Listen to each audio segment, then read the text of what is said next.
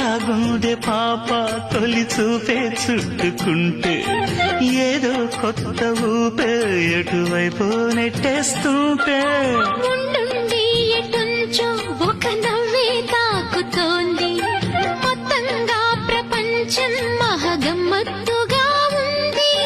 ప్రేమంటే ఇంతేనేమో బాగుందే ఏమైనా